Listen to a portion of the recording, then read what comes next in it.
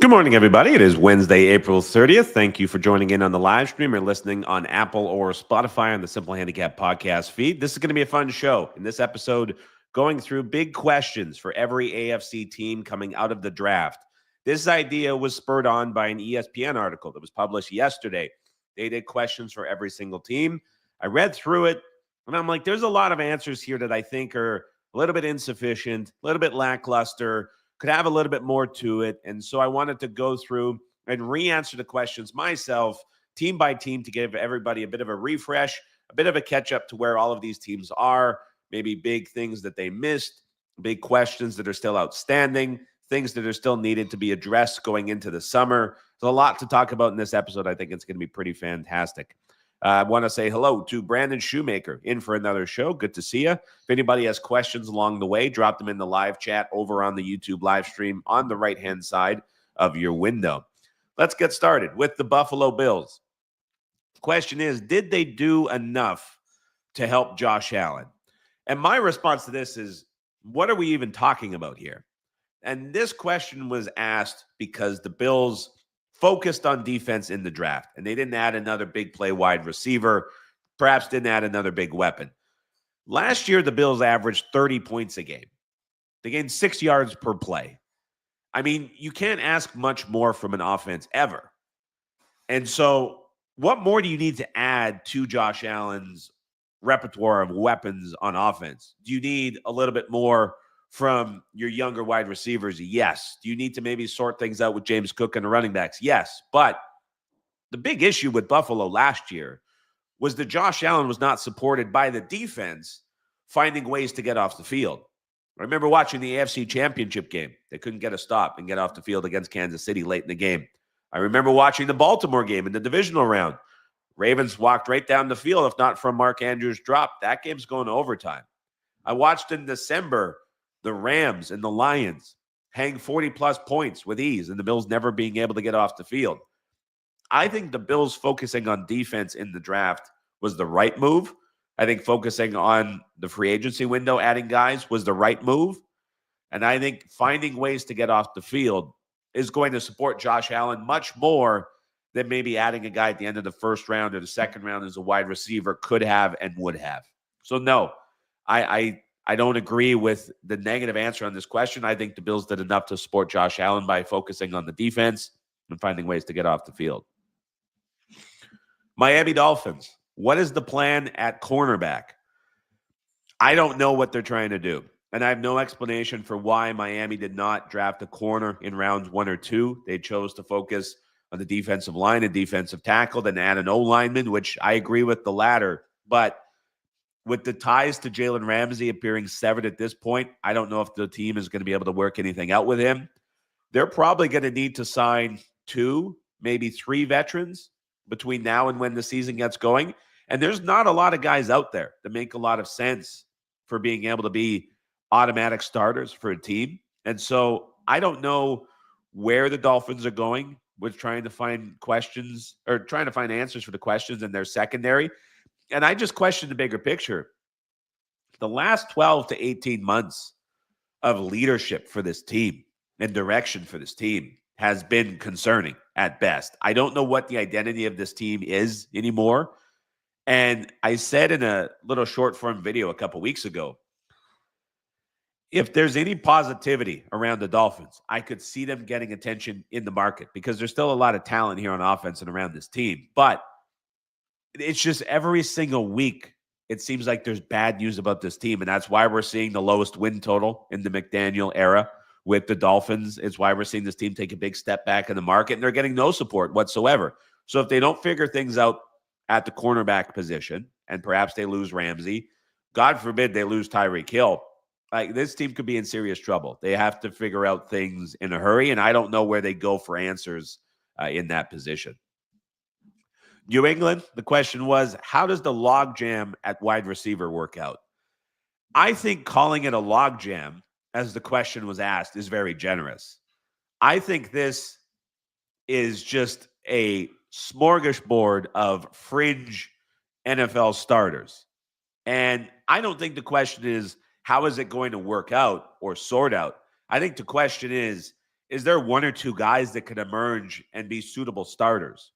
So the first answer is Stephon Diggs, but he's 32 and coming off of a very serious injury. What does his playing time, his ceiling, his floor look like? I think it's going to be different than what we've seen in seasons past. Pop Douglas has been a great slot option, but let's be honest, he hasn't really broken out in his 2 seasons in the league and taken a big step forward. And then you just have this cluster of guys. Mac Hollins, he played 65% of snaps for the Bills last season. Then you have Butte, Bourne, Polk, Baker. I mean, are those guys starting for any other team in the NFL as a wide receiver 1 or 2? I think the answer is probably no. Kyle Williams is a third-round rookie, unproven. We don't know what we're getting from him. I don't think this is a logjam. I think this is a desperation pileup of names that are fringe starters where the Pats are hoping to have 1 or 2 emerge. So I don't know how it sorts out. I'm just, if you're a Pats fan, you're hoping that 1 or 2 guys emerge as viable starters for this offense with Drake May going into year 2. New York Jets. Did they leave themselves vulnerable in the middle? And the middle refers to the defense. And yes, they absolutely did. They did not address the issues at depth in the middle of the defensive line. It's a major concern going into the year. The Jets last year took a big step backwards. They ranked 27th in rush success rate allowed on defense. They were getting bullied from week 1 against San Francisco all the way to the late portion of the season. You've just not seen Jets defensive lines get pushed around like this D-line did last year. Outside of Quinnen Williams, you have Derek Nottie, who had a PFF grade of 35 last year, which would rank him 206th of 219 defensive tackles. And then there's 4 unproven backups. So unless Aaron Glenn comes into this and has an answer scheme-wise where he's going to sort things out and overcome this, major issue for the Jets in the middle of that defense and that defensive line that is a huge vulnerability. Before we get to the AFC North, I want to remind everybody that the RAS NFL service is now live for 2025. Early bird pricing is available. First release can be expected on the future as early as May 15th, so 2 weeks from today, just after the scheduled release day on the 14th. For full details, you can head over to raspicks.com/NFL and join in if you are interested on the service.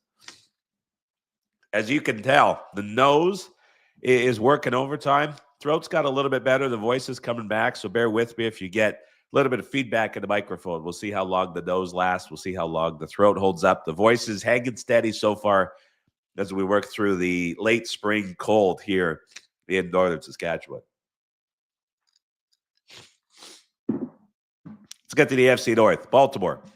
Does drafting a kicker mean no more Justin Tucker? I think the answer is yes.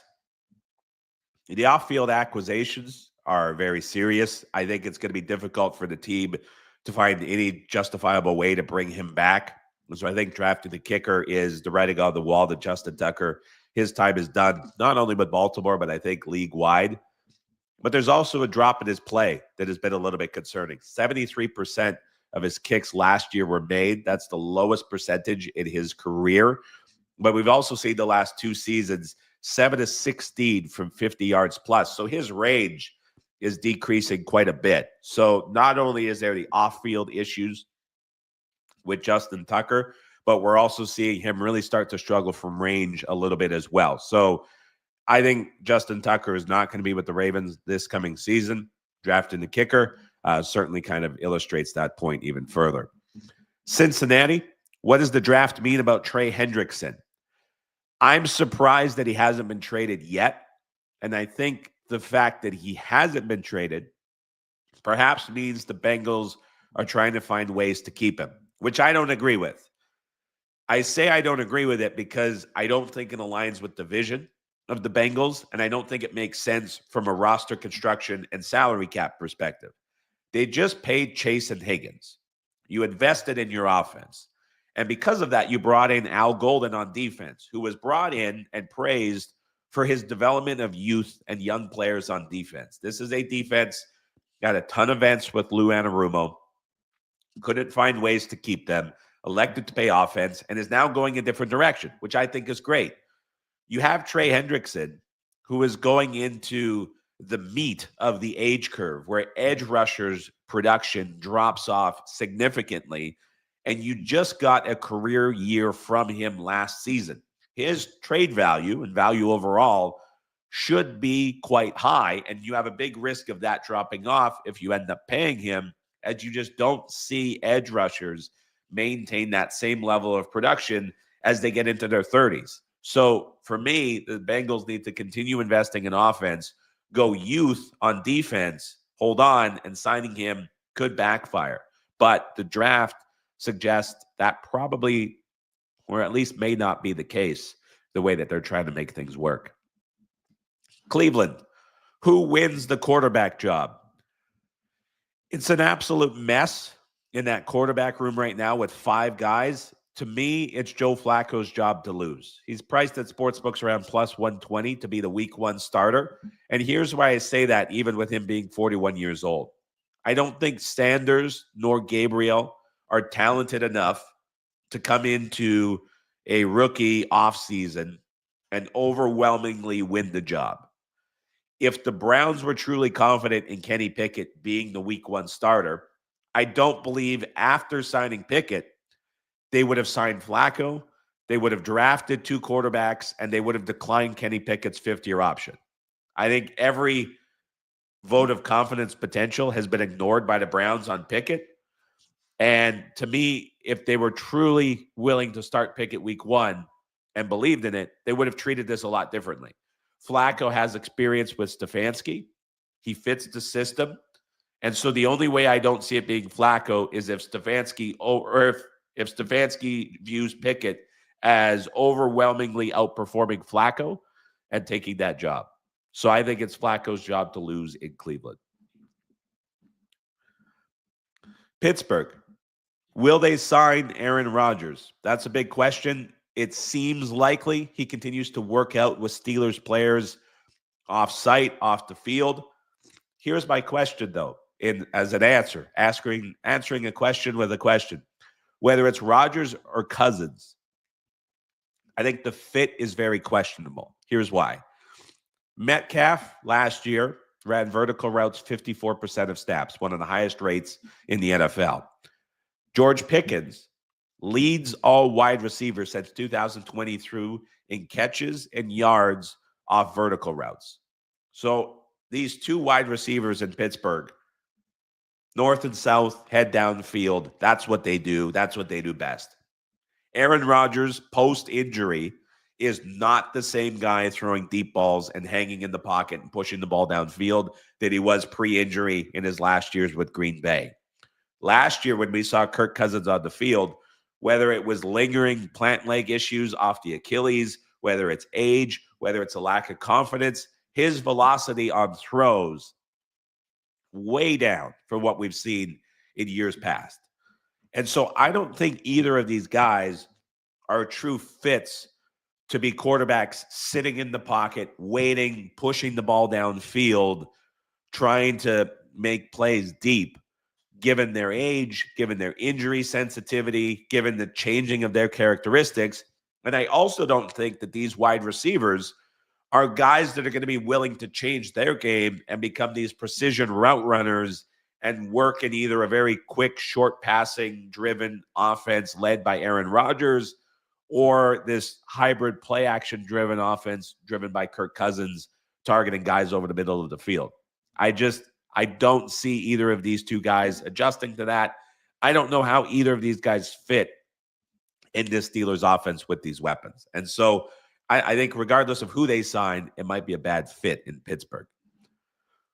Houston, is the offensive line good enough? The answer is no, it is not. On paper, this is the worst offensive line in football.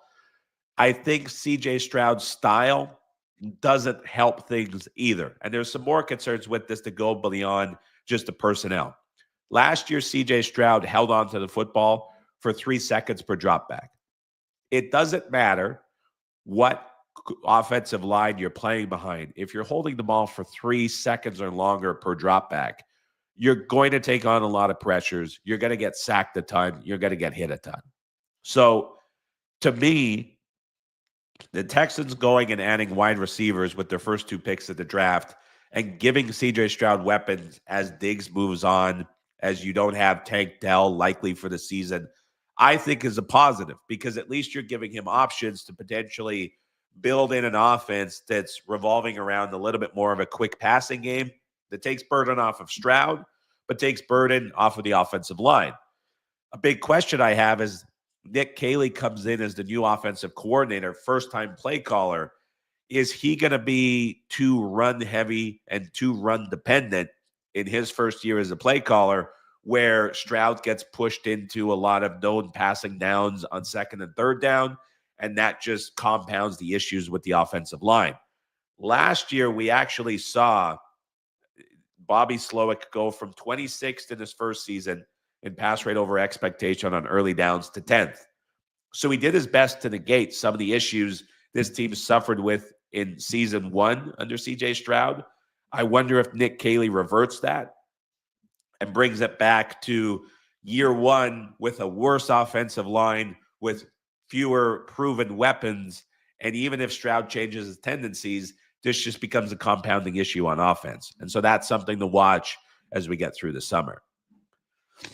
Indianapolis, have they done enough at linebacker? This is a fun question. I think it was very poorly answered. They didn't need to do anything at linebacker, and the scheme is the reason. The Colts defense is going to be drastically different this year from what it was last year under Gus Bradley. They're shifting away from cover 3. They're shifting away from zone-heavy packages. It's going to be more split safety, more nickel looks, which means 2 guys at linebacker on the field. A guy like EJ Speed, who was let go by the Colts, he was one of the worst cover linebackers in all of football. When you're playing in this Anarumo defense, you need to have these versatile linebackers, safety, hybrid guys that are very good in coverage. Letting EJ Speed go and not filling him with a replacement is a scheme thing. It's not a choice or perhaps something that was ignored by the Colts staff. I think this was the right decision scheme-wise, because you drafted a guy late in the rounds that can be a safety linebacker combo, and that fits in pretty well with what Anarumo wants to do. So the emphasis here is going to be on the front 7. I think this defense is going to look much better this year than it did last year. I'm taking a 1-second pause here. I'll be back in 1 second. Bear with me if you're.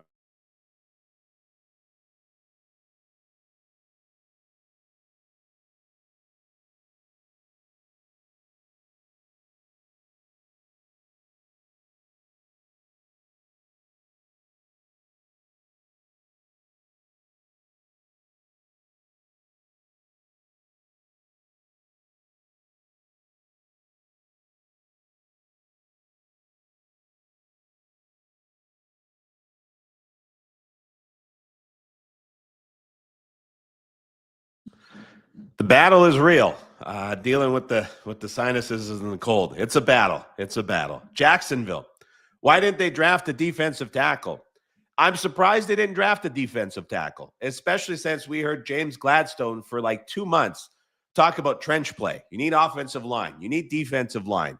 You got to figure out how to build the trenches. That's what we're going to do. He did it on the offensive line. He just seemed to neglect the defensive line, which is surprising. But here's what I think Jacksonville is doing. They're betting, first of all, on Eric Armstead moving from outside to inside, his natural position. I think that makes a lot of sense.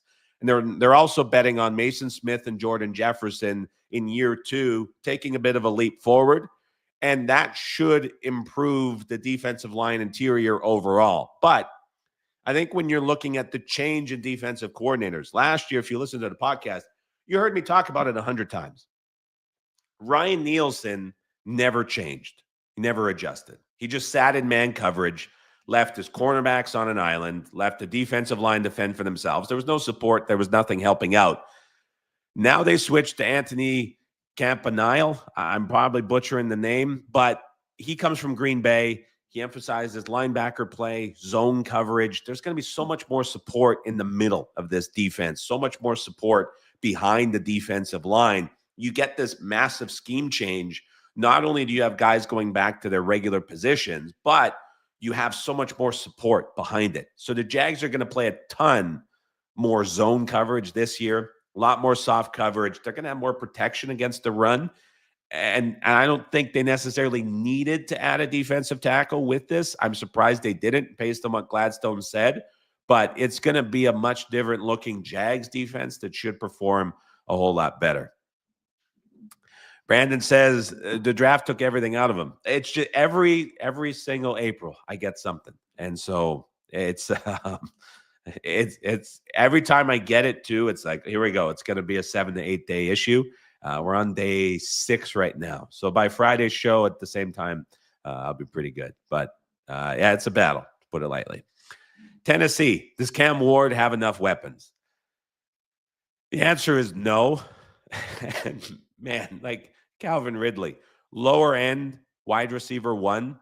Where do you put him among wide receiver 1s in the league? 23rd, 24th, in that range. So that's what Ward is stepping into. Tyler Lockett was let go by Seattle after 10 years for a reason. I mean, he's one of the most beloved guys on the team, has a real estate business in the city. Everybody loves Tyler Lockett in Seattle. They said, we don't want you anymore. What does that say about him? They're trying to hype up signing Xavier Restrepo, who was Ward's top college target. He was an undrafted free agent at the moment. Chiga Kwankwo was great. Is he weapon number 1 for Tennessee? I mean, there's not a lot here for Cam Ward to work with. He does not have enough weapons. I think this is an offense that is going to struggle, even with Cam Ward as quarterback number 1, that quite frankly, I think there's still a lot of questions about what he is going to be in the pros. And perhaps the Titans, although making the right decision with the draft and how it lined up, how does Cam Ward compare to quarterbacks drafted recently in recent years? We heard pre-draft that he wasn't comparable with the top 4 last year. So how much higher is the floor for the Titans with Ward in over Levis? I don't know if it changes that much. Denver, did they do enough at tight end? I believe they did by signing Evan Ingram. I think Ingram, even coming off of the injury, is a really good scheme fit for what Sean Payton wants. Is Ingram going to return to his 117 catch that led all tight ends in 2023 season level? I think the answer is no. Can he get back to a good chunk of that? I think the answer is yes. He so much fits what Sean Payton wants as an all-around primary receiving option that can line up in line, in the slot, out wide. You can even move him into the backfield. He's maybe not the true joker guy that Payton wants in the full sense of the word, but he can fill any role that Payton wants him to in this offensive system. So there was pushes for Denver to draft Loveland or Warren and trade up or take another guy on day 2. I don't know if they needed to do that once they signed Evan Ingram. I think he's a really good fit. And if you get a decent chunk of that 23 level production this year in this Broncos offense, he's going to be a very valuable weapon for this team. Kansas City, did they solve their issue at left tackle? I put in the newsletter yesterday that there's a 55% chance that they did by drafting Josh Simmons. I don't think Jalen Moore is the answer, but the big question is Simmons. And I say 55% because other players in the NFL who suffered the same injury to the knee that Josh Simmons suffered, 45% of them never returned to play in the NFL. So we don't know what we're getting from Simmons, but you have to give at least some credit to the Chiefs medical staff identifying and working through the issue and doing their due diligence to take him in the first round, that there's probably more optimism than pessimism with the injury. Nick Saban on the broadcast said if he would have came back and played college this year and re-entered the draft next year, he would have been a top 5 pick. He also said he would have been a top 5 pick this year if he didn't suffer the injury. The talent with Simmons to solve the left tackle issue is 100% there. There's a very, I shouldn't say very good, I should say a 55% chance they found the quote-unquote franchise left tackle with Simmons. I think there's reason to be excited as a Chiefs fan, but there's also a long history of failed attempts for the Chiefs to fill that hole through the draft. And you can't really go off of their past drafts because it hasn't been very successful. But everything talent-wise about Simmons, if he can overcome the injury, suggests that he is going to solve the left tackle issue for the Kansas City Chiefs. Las Vegas, what is the plan at nickel? One answer and one answer only. Signed Mike Hilton. I don't know why Mike Hilton is not on an NFL team at the moment. I get he's a little bit older. Last year, he was still top 25 for cornerbacks, according to PFF. He is a perfect fit for this Raiders defense. If you're a Raiders fan, you have to be hoping they find a way to sign him. They certainly have the room to maneuver. Bring in Mike Hilton, solve the problem, and it won't be a problem any longer. You can turn that position into a strength. The Raiders need to have Hilton as their nickel cornerback week 1 to solve this problem. Plain and simple, easy answer. Final team in the AFC, the LA Chargers. Why didn't they prioritize the offensive line? I was surprised by this question because I thought that they did. They signed Mekhi Becton, who was 21st of 136 guards on PFF last year, and that's a solid move. Massive human being, coming off of a career year, finally out of the Jets world, and we saw his talent opened up. He's a great fit for the Chargers, huge presence on the O-line, stabilizes part of the interior, and I think it's a very good fit. If they can make him stay healthy, can work on his weight, can manage him physically, it's a great fit. But it's also an offseason where if you're a Chargers team, they were probably trying to get other offensive linemen. But think about what happened in free agency. The Bears took the 3 best options in the interior. So the Bears were the highest bidder, overpaid, got their guys. The Chargers, I guarantee, tried to get some of those guys. They just couldn't do it. So all of a sudden, the Bears steal the best 3 options in free agency. Booker in the draft went earlier than anybody expected to the Cowboys. And then you had Gray Zabel, the other option that you could have taken for the interior, go just before you in the first round.